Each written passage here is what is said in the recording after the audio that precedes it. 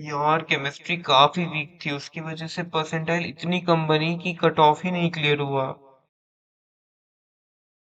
Hello guys, welcome back to my channel. I am Pranjal, second year at IIT BHU. So बात करते हैं कि मैंने कैसे 99 परसेंटाइल केमिस्ट्री में लाया था ड्रॉप ईयर में। ओवरऑल मेरी 98.5 थी। पहली बात तो केमिस्ट्री को तुम्हें क्यों नहीं इग्नोर करना चाहिए। ऑब्वियसली भाई, केमिस्ट्री क्यों इग्नोर करोगे तुम। केमिस्ट्री एक रैंक डिसाइडर है, तुम्हारे टीचर्स भी कहते होंगे, क्योंकि वो काफी कम टाइम में तुम्हें बहुत ज्यादा आउटपुट दे सकती है। केमिस्ट्री केमिस्ट्री में क्वेश्चंस इजी आते हैं, केमिस्ट्री हो भी जाती जल्दी, फास्ट स्कोरिंग है, तुम एक बार में काफी ज्यादा मार्क्स बटोर सकते हो। एंड काफ़ी अंडररेटेड है। मतलब प्रैक्टिस भी बच्चे ज़्यादा नहीं करते इस पे, पर प्रैक्टिस करना पड़ेगा क्योंकि केमिस्ट्री तुम्हें प्रैक्टिस से ही अच्छे से आएगी। सो इस वीडियो में मैं तुम्हें तीनों पार्ट बताऊंगा केमिस्ट्री का कि कैसे तीनों को टैकल करना है, फिजिकल केमिस्ट्री, इनऑर्गेनिक और ऑर्गेनिक। सो पहले बात करते हैं फिजिकल केमिस्ट्री की।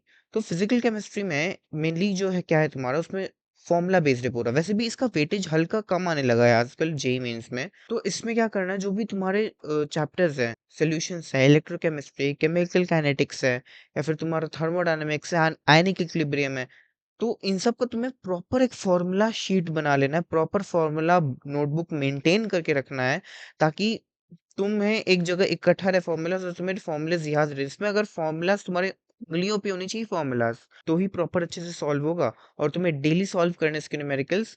नेक्स्ट पीवाईक्यूज तुम्हें रिपीटेडली करनी है। पीवाईक्यूज क्योंकि एक ही पैटर्न पे आ रहा है जेई मेंस का पेपर, तो प्रॉपर 5 साल का तुम्हें पीवाईक्यूज साफ कर देना है पूरे चैप्टर वाइज। मैं तो कहता हूँ लोगों पीवाईक्यूज, तो उससे क्या होगा कि तुम्हें पैटर्न मेमोराइज हो जाएगा। तो और कई बार होता है कि पीवाईक्यूज भी अब वो रिपीट कर देने लगे हैं। देन अब बात करते हैं ऑर्गेनिक केमिस्ट्री। सो ऑर्गेनिक केमिस्ट्री को मैंने देखा है कई बच्चों को टफ लगती है, क्योंकि मैं समझ सकता हूँ कि उसमें रिएजेंट्स बहुत सारे होते हैं, लाइक 100 रिएजेंट्स होते हैं। तो अगर तुम एक रिएजेंट्स का प्रॉपर चार्ट बना लो ना, मैं गारंटी दे रहा हूँ तुम्हें अपने आप रट जाएगा। अगर तुम्हारे पास रिएजेंट चार्ट बनाने का टाइम नहीं है, तो ये देखो मैंने ऐसा एक चार्ट बनाया है पूरा, मतलब प्रॉपर एक पीडीएफ है एकदम कलरफुल। सो मैंने अपने ये बनाया था ड्रॉप ईयर में, तो ये मैंने डिस्क्रिप्शन में लगा दूंगा।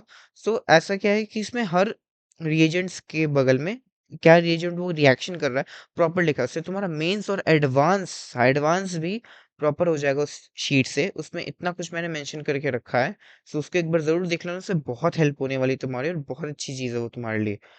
तो नेक्स्ट थिंग कि तुम्हें इसमें मैकेनिज्म्स भी समझने पड़ेंगे ऑर्गेनिक केमिस्ट्री में, अगर तुम एडवांस को भी टारगेट कर रहे हो, क्योंकि मैकेनिज्म्स के बिना तो नहीं हो पाएगा एडवांस, बाकी मींस चल जाएगा मैकेनिज्म्स के बिना से। एंड नेक्स्ट थिंग कि जो मैंने जो चार्ट बनाया है, तो उसमें क्या है कि एनसीईआरटी में जैसे दिया है hello arenes, hello alkenes, alcohol, phenols इधर करके, वैसे तो मैंने नहीं बनाए हैं। मैंने ऐसा कि जो एक टाइप का रिएक्शन है, जैसे सब्स्टिट्यूशन रिएक्शन, एलिमिनेशन रिएक्शन, और एरोमेटिक कंपाउंड और कार्बोनिल कंपाउंड्स, मैंने वैसे करके पूरा क्लासिफाई करके बनाया है, तो वो और अच्छा है।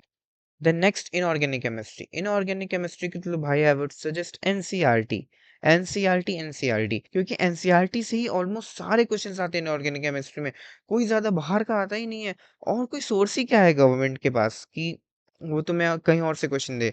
एनसीईआरटी तो एनसीईआरटी प्रॉपर ऐसी तुम्हारे हाईलाइट होनी चाहिए। तो जो मेन पॉइंट्स है तुम्हारे, अभी क्या है, अभी क्या करना है तुम्हें कि इनऑर्गेनिक भूलने वाला है काफी। तो अभी रटने बैठोगे टाइम वेस्ट करोगे। So what I would suggest कि तुम एनसीईआरटी को लो, अभी से पढ़ना चालू करो, इंपॉर्टेंट पॉइंट्स हाईलाइट करो अच्छे से। देन क्या करना है, प्रॉपर एक्सेप्शंस, जो भी मेन पॉइंट्स हैं, जो भी है, उनको तुम्हें प्रॉपर एक कॉपी में लिखना है, ताकि जब तुम मॉक्स दोगे या जब तुम्हारे टेस्ट होंगे, जब रिवीजन करने का टाइम आएगा, तो तुम उसको प्रॉपर रिवाइज करने के लिए तुम्हारे पास, और याद करने के लिए रहेगा तुम्हारे पास वो मटेरियल।